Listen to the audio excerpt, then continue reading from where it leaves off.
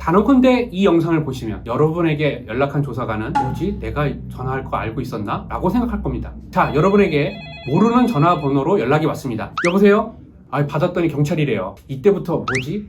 보이스피싱인가? 혹시 그 건 때문인가? 기어코 고소를 한 건가? 머릿속에 온갖 생각이 다 들어요. 이때 보통 사람들 반응이 두 가지로 나뉩니다. 난 떳떳해 라고 생각해서 아무 준비 없이 경찰서로 가는 분, 그리고 변호사부터 찾아가는 분. 자, 이 영상에는 372명의 의뢰인을 만나보며 알게 된 경찰에게 처음 연락을 받은 순간부터 조사를 받고 나온 순간까지 반드시 기억해야 될 점을 담았습니다. 이 영상은 여러분뿐만 아니라 여러분의 가족, 친구에게도 도움을 주는 영상이 되길 바랍니다. 자, 1번.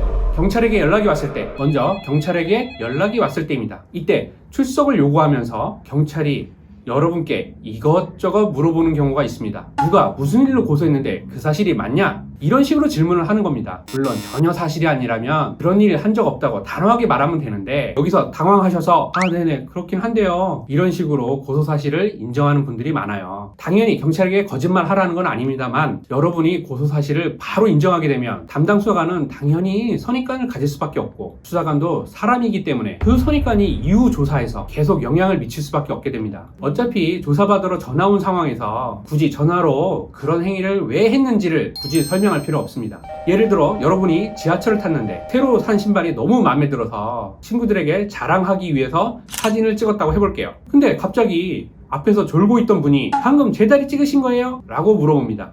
이때 찍긴 찍었는데 라고 대답하면 어떻게 될까요? 앞에 있던 분은 바로 경찰을 부를 것이고 내가 진짜 신발을 찍은 사진을 보여주더라도 이미 선입관이 생겨버렸기 때문에 그 사이에 저 찍은 사진 삭제하고 이거 찍은 거죠? 라는 식으로 일이 굉장히 꼬여버릴 수 있겠죠. 물론 여러분이 하려던 말은 찍긴 찍었는데 그쪽이 아니라 제 신발을 찍었어요 일 거예요. 하지만 상황에 따라 이런 말 한마디 잘못하면 정말 귀찮은 일이 발생할 수 있으니 굳이 조사를 받으러 가기 전부터 긁어부스럼을 만들 필요는 없겠죠. 그리고 많은 분들이 잘못 알고 계신 것들이 있어요. 경찰이 언제 출석이 가능하냐고 물어보면 날짜를 잡으실 건데 출석 일자를 잡았다고 해도 반드시 그날에 출석해서 조사를 받아야 할 의무가 있는 것은 아닙니다. 여러분이 정말 강력 범죄를 저질렀다면 전화가 오지도 않습니다. 그냥 와서 잡아갑니다. 따라서 만약 출석일에 일이 생겼거나 경찰에 가기 전에 좀 더 준비가 필요하다면 일정을 다시 전화해서 바꾸겠다고 말해도 되는 부분입니다. 이제 경찰과 전화 통화가 끝났다면 가장 먼저 해야 될 일이 있습니다. 고소장 확인하기입니다. 2번 고소장 확인하기. 도대체 어떤 일 때문에 경찰한테 연락이 온 건지 알아내야 되겠죠. 물론 경찰한테 직접 물어보는 경우도 있겠지만 대부분의 분들은 경찰 연락받고 당황해서 내가 어떤 일 때문에 고소를 당한 건지, 어떤 신분으로 출석하는 건지, 내가 지금 가해자 신분인지 목격자 신분인지 이런 걸 제대로 물어보지 못합니다. 이렇게 말씀드리면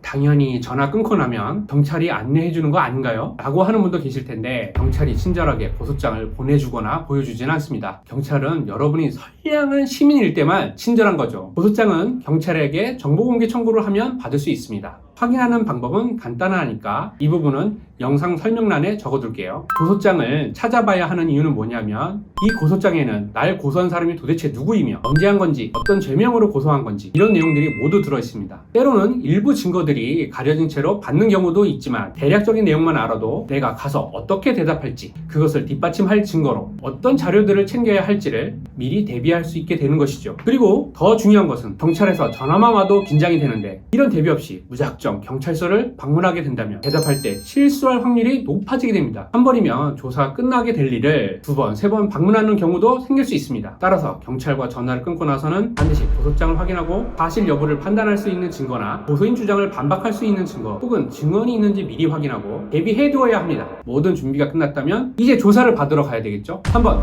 경찰 조사. 여기까지 잘 따라오셨을 거라 믿습니다. 경찰 조사부터 매우 중요하니 집중해서 들어주세요. 경찰 조사를 받으러 갈 때 반드시 기억해 두실 말이 있습니다. 한 번 뱉은 말은 주워 담을 수 없다. 경찰 조사는 초동수사라고도 불리는데 쉽게 말해 옷을 입을 때 첫 단추를 꿰는 것과 같다고 보면 됩니다. 첫 단추 잘못 깨면 어떻게 되죠? 모든 핏이 언밸런스해지죠. 첫 경찰 조사는 그만큼 중요합니다. 한 번 진술한 내용이 이후 수사의 방향을 결정하게 되고 나중에 바꾸기가 매우 어렵습니다. 실제로 경찰 조사를 받으신 후에 이후 2차, 3차 조사에서 태도를 바꿔 처음과 다르게 진술하는 분들이 많이 있는데요. 이는 절대로 좋지 못한 행동입니다. 수사는 크게 세 가지 순서로 흘러가게 되는데요. 1번, 조사를 받으러 온 사람이 사실을 인정하는지. 2번, 그것이 죄로 인정되는지. 3번, 인정이 된다면 어떤 벌을 어느 정도로 줄 것인지입니다. 따라서 첫 번째 순서, 사실을 인정하는지부터 정신을 똑바로 차리고 대답하셔야 되는데, 만약 이 영상을 보지 않은 분이라면 보통은 사실을 인정한다, 아니면 안 한다, 이렇게 예, 아니오로 단순하게 대답하세요. 하지만 제가 아까 말씀드린 것처럼 아직 그 다음 단계들이 남아있다는 것을 생각해 보셔야 됩니다. 즉, 사실 인정을 할 것이라면 사실을 전부 인정할 것인지 부분적으로만 인정할 것인지를 판단하셔야 되고요. 인정하지 못한다면 그 이유와 반박 증거가 필요합니다. 여기서 명백한 사실마저 부인하는 경우가 있는데요. 이때는 진술의 신빙성 자체가 문제가 되기 때문에 내가 하는 모든 말들에 신뢰감을 잃어 불리해질 수 있으니까 명백한 사실이라면 인정을 해야 되겠죠. 하지만 너무 걱정하실 필요가 없는 게, 사실을 인정한다고 하더라도 법적으로 죄가 인정되지 않는 경우가 있습니다. 여러분들이 살면서 한 번쯤 겪을 수 있는 일 중에 예시를 2개 들어보자면, 첫 번째, 비트코인을 다른 사람에게 잘못 보낸 경우입니다. 최근에 어떤 분이 비트코인을 거래하다가 실수로 다른 곳에 송금을 하신 거예요. 그런데 그걸 송금받은 분이 비트코인을 다 돌려주지 않았어요. 그래서 이분이 고소를 당했는데, 자신에게 들어온 것을 다 돌려주지 않더라도 형사적으로 무죄입니다. 물론 민사적으로 다시 고소를 한다면 비트코인을 다시 돌려받을 수 있겠지만, 횡령죄나 배임죄 등을 지은 개인이 되는 것은 아니란 뜻이죠. 두 번째는 상품 리뷰를 하다가 고소를 당하는 경우입니다. 요즘에는 블로거나 유튜버분들 상품 리뷰 많이 하시잖아요. 그런데 이분들이 너무 솔직한 리뷰를 하시다 보니까 업체 측에서 명예훼손죄나 업무방해죄로 고소를 하는 경우가 많이 있어요. 하지만 그 리뷰가 업체를 비방할 목적이 아닌 진심으로 사람에게 정보를 공유하고 싶은, 즉